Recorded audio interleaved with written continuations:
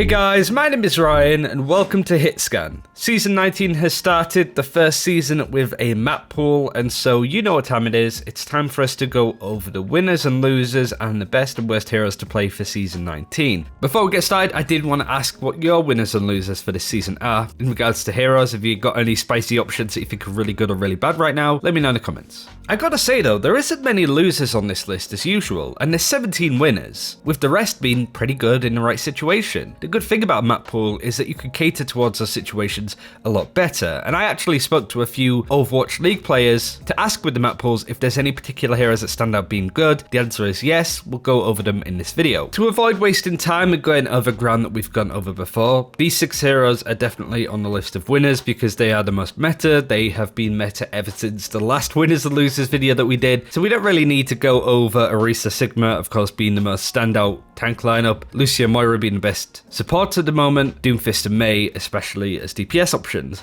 but that's not to say that there's other good tanks, supports, and DPS heroes that you could be running. The best example of this I would say would have to be Roadhog. He got a buff recently, an extra ammo shot in his gun, and he can hook Sigma out of his suck, which means that he's a much better counter to Sigma and double barrier than he was before. He doesn't negate the whole composition, it's far too strong for that, but it has bumped up his pick rate a little bit as you see it on overbuff. You can see exactly when that change came in, and his pick rate has remained consistent throughout. He is a great off-tank hero to play if you don't want to play Sigma, just so long as you have that main tank. This is kind of what I want to say about Zarya and why she's on the losers list, even though she herself has a pretty decent pick rate too. But I would say that that's more down to our next winner, which is Reinhardt, whose pick rate over the past 3 months is actually rising. He did have a buff way back when, with the addition of a passive that makes knockback a lot weaker on Reinhardt, but this over time is just people realizing that Reinhardt isn't a bad option to be running in a lot of different ranks. Of course, once you get to sort of Master Grandmaster, his pick rate does just drop off considerably, but Master Grandmaster are even having positive trends on how much he is played over this time. It's just that Orisa's a much better pick over there. Reinhardt isn't bad against Orisa comp so long as you can be brave and push past it. If you hold W and start swinging and have the support to keep you alive, then you can pretty much break through these compositions a lot better than you would expect. I actually think Reinhardt is a very good pick, especially with the map pool that we are currently looking at. Maps like Hollywood, King's Row, of course, the third point on Eichenwald, Volskaya I think is really good for Reinhardt too, Anubis and Hanamura to an extent, but also you have Nepal, Lijiang and Busan. Nepal, of course, you have Shrine and Village, which Ryan are good at, Control Center on Lijiang, and Mecha Base for Busan. I definitely say though for the escort maps, Reinhardt is decent on Havana, but Gibraltar and Dorado are a bit more maybe where you want to be running the likes of Winston or Hammond, but definitely I think Orisa takes over there, especially on the defense. So this is a firm example of why the map pool is really good for certain heroes. Reinhardt is certainly one of them, and I would definitely expect to see his pick rate go up because of that. He's also a lot more fun to play than Orisa. There's no other way to really go about that. Winston and Hammond are pretty good in the right situations, but I definitely say, especially with a map pool, that you just can't play them all the time. And I would definitely dispute anybody that wanted to do that. I think that's a terrible idea. For supports, the winners are of course the obvious Moira and Lucio, but I definitely wanted to add Baptiste in here. He was recently buffed, as in like 2 days ago. His damage output is a lot stronger, and if the enemy team are running just one barrier, such as a Reinhardt or an Orisa, without an additional like Sigma there to back them up, Baptiste is probably the best option to run a support. I actually want to make a video on this because Baptiste is very strong when the team is only running one barrier. You saw this in the Overwatch League before Sigma was added into the game, and a lot of teams ran Orisa Roadhog or Orisa Diva. Baptiste Senja was the best support lineup for these teams because of the damage output that they can throw out. His healing output is really good. He doesn't really have a support ultimate. The immortality field is good, but if a Genji comes in with a blade, you survive for 1 hit, he kills your lamp, he then kills you. There's very little that you can do about it in a lot of cases. But I absolutely adore playing him. It's just not the optimal pick the majority of the time. And some people get very angry at you, like I've experienced myself. This is just me speaking anecdotally at this point. It's super frustrating, but I do think that Baptiste is going to become one of the better options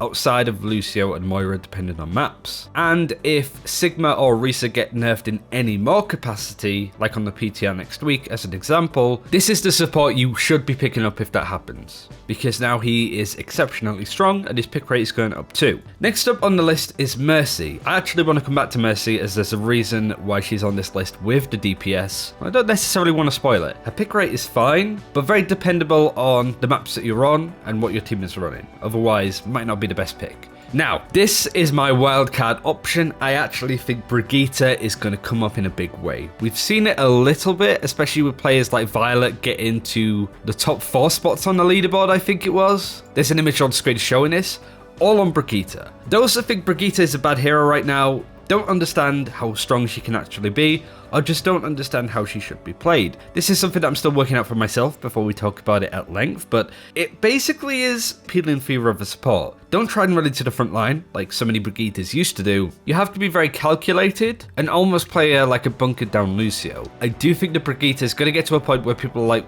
wow, this hero is brokenly strong, and calling it now. It's just whenever people start to invest in her. And for DPS, we can go through these fairly quickly. Ashe, Hanzo, and Widowmaker, the snipers are incredibly good in this map pool.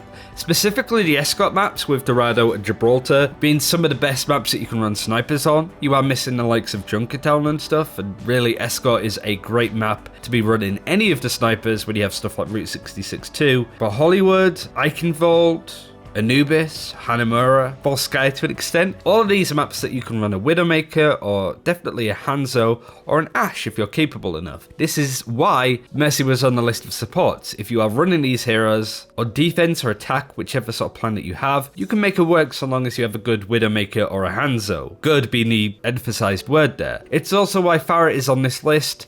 Her pick rate isn't great, to be honest. She isn't one of the standout heroes, but on maps like Eichenwald, she's always been very good. Maps like Gardens and certain areas of Lijiang Tower. It's not only map specific, but area specific on a map too. But Farah's definitely a good option. Bastion 2 is on this list because Bastion on a payload, when is he not strong? This is very much a meta. He's not as strong as he used to be. I think the changes recently patched before the Baptiste and Torbjorn ones have made him a little bit worse, but there's nothing to say that a Bastion on the payload can't surprise you and make you lose half the map before you decide to do anything about it. Not useful all of the time, but when used in the right situation and you can catch off the enemy, he is a game winner for sure. And Tracer, I think the damage range buff that she got recently has done wonders for her. It hasn't quite materialized in the way that I guess Blizzard wanted it to, so maybe she'll get more buffs in the future. Maybe it'll just make her super strong again, but maybe much like I said about Brigitte, that over time people will realize how good Tracer is, and if Tracer goes somewhere, you can be sure that dive meta is sure to follow. So that's a good thing. I think Tracer's really good right now, not oppressive as she used to be, but if she becomes better, dive comp will become better too. So that's a full list of winners that I wanted to note down. All of the other heroes that I haven't mentioned that aren't in the losers list are still good. You can still run the likes of McCree and Torbjorn and Wrecking Ball and Winston like I mentioned, but they're certainly not as good as these heroes that I mentioned. Granted that we've gone over more than 50% of the cast in a winners list. I think that's pretty good going for Blizzard. I think considering that they get a lot of flack for balance, having so many heroes being viable is actually a really good thing for Blizzard. It's just that Orisa is just too strong, I find. But I understand that they don't want to completely zerg her to the point that she's completely useless. But honestly, that might be a good thing. We will get stuck in another meta that we don't like soon, so, you know, don't worry about that. The losers though, I said Zarya. I do think the Zarya is on this losers list, even though her pick rate is pretty good. She synergizes really well with the likes of Reinhardt, who has really good popularity too, and she is a really strong hero that can win games. But I often find that there's a stubbornness with people who play Zarya when you don't have a form of barrier. I find Zarya Sigma to be overrated as a comp. I don't think that it necessarily does what it should be doing. It puts too much stock onto Sigma and his barrier, which means that Sigma can't really do what he wants to do. And whilst you could get a lot of charge and do a lot of damage, your team is sure to die from a lot of the spam choke that will be in the game at this point. It also relies on the likes of Lucio to move you around and keep you alive. That's not to say that you can't pop off as Zarya, but I feel that when you're in this situation where so many people are avoiding playing main tanks as a whole, it's going to be really tricky to get effective use out of her if your team is constantly down because you don't have a barrier. On the flip side of that, if teams are running Orisa, Zarya doesn't have good synergy with her. It really is Reinhardt or bust for using her, which is great for some of the maps like we mentioned, King's Row, certain points on control maps, but I've definitely lost games, even this season, even though it's just started, from people just sticking on Zarya even though the situation doesn't deem it, and it's super frustrating to deal with. Zarya is very much feast or famine. You could be winning a game on your own, but if you're not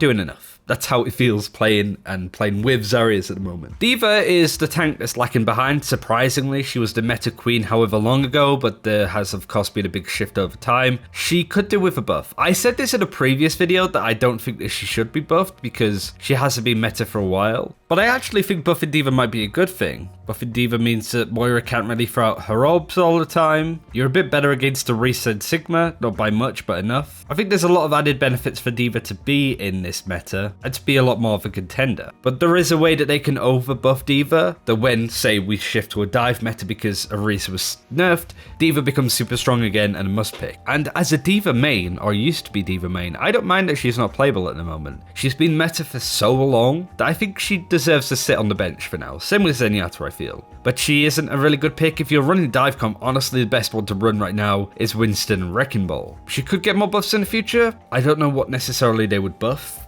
but we'll have to see there. This is a controversial one. I actually think Anna is a bit of a loser at the moment. Moira is exceptionally good, Baptiste got a pretty considerable buff. Anna really sucks when the enemy team are running double barrier. You can't get any shots through, and if the enemy team are good with their barrier usage, even if only one of them has a barrier such as an Orisa or Reinhardt, there isn't really too much that you can do. You just completely get shut out from the game, and if you have an aggressive team that's running in on their own and you can't heal them, they will die. It's really unfortunate.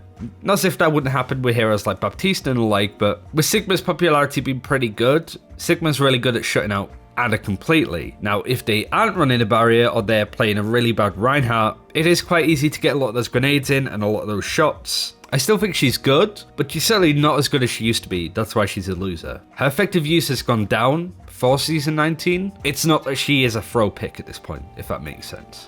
It's more of a red flag. If you do play a lot of Anna, just be careful, because you can lose games by trying to play her when Moira or Baptiste is a more viable pick.